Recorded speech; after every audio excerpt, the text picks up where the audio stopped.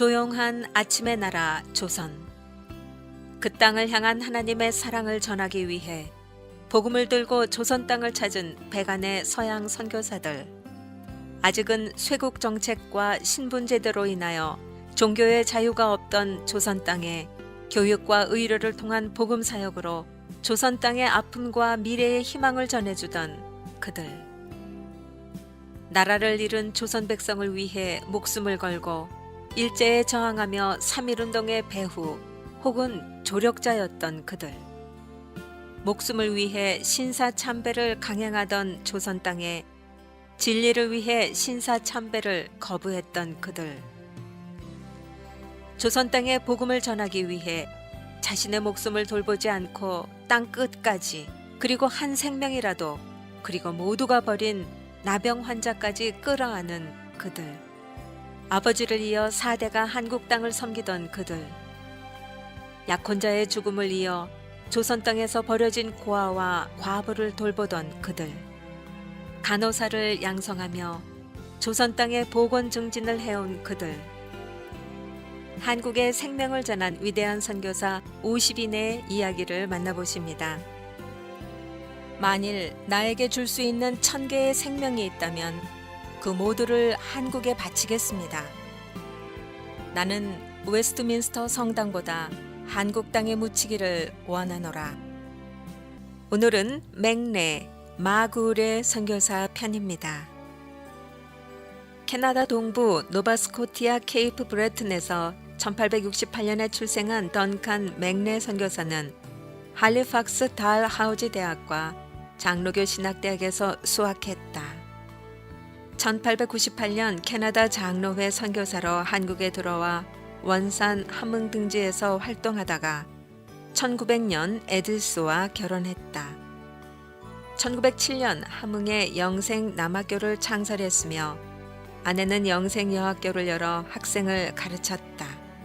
1918년 함흥 YMCA를 창설하고 초대 회장을 역임했으며 1919년 3.1운동 때에는 일제의 만행을 규탄하며 만세 시위 참여자들을 보호했다.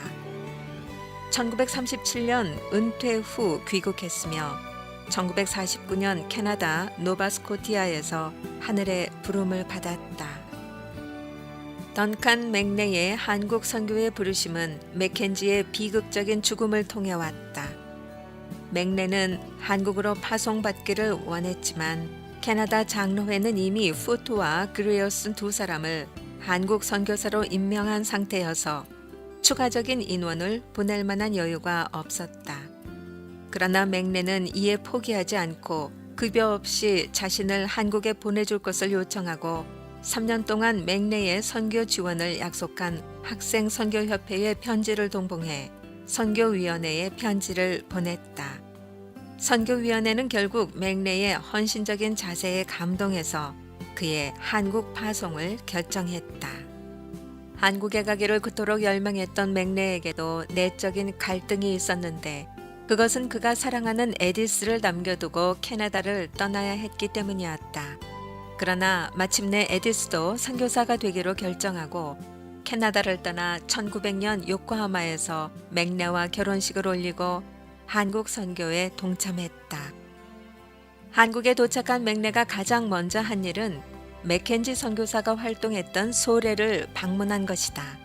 1898년 10월 7일 맥레는 푸트와 함께 서울을 출발했는데 이때 맥켄지의 가장 가까운 친구이자 캐나다 장로회에 편지를 보냈던 서경조가 동행했다.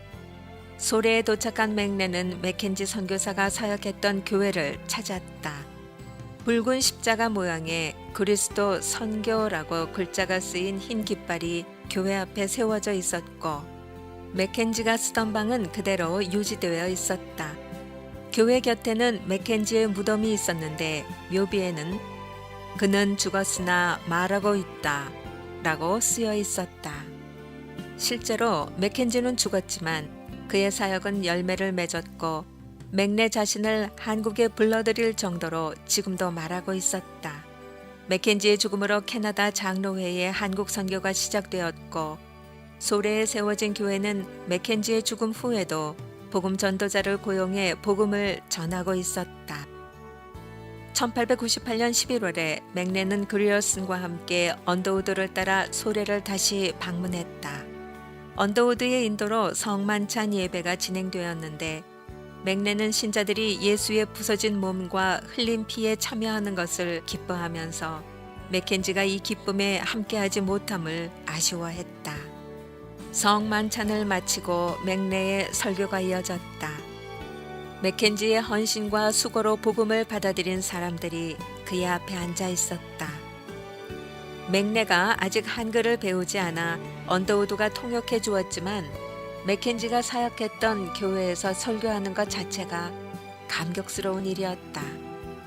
그는 소래를 떠나며 한국 선교를 시작하는 자신의 마음을 일기에 적었다.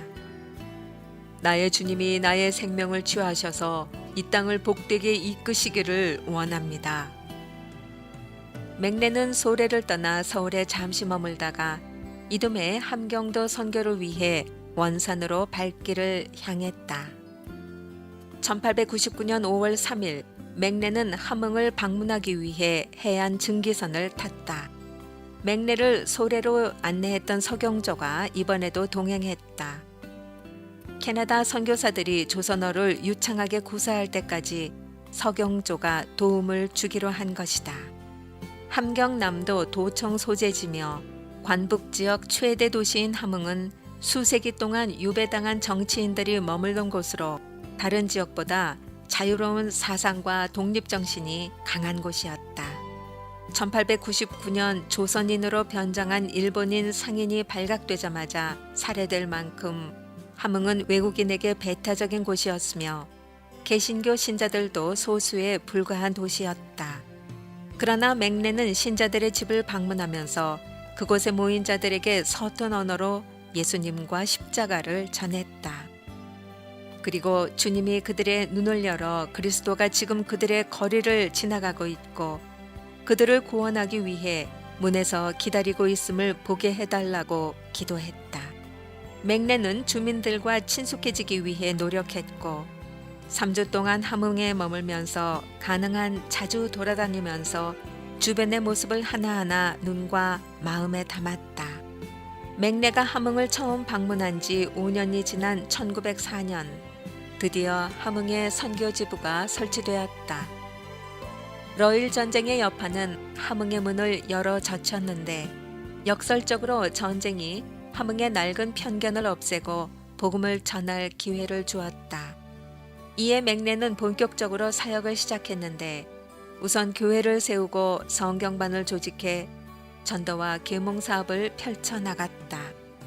1906년에 성진에서 활동하던 여의사 맥밀런이 합류해서 재해병원 설립을 도왔고 1907년에 영이 함흥에 파견되어 맥레의 사역을 도왔다.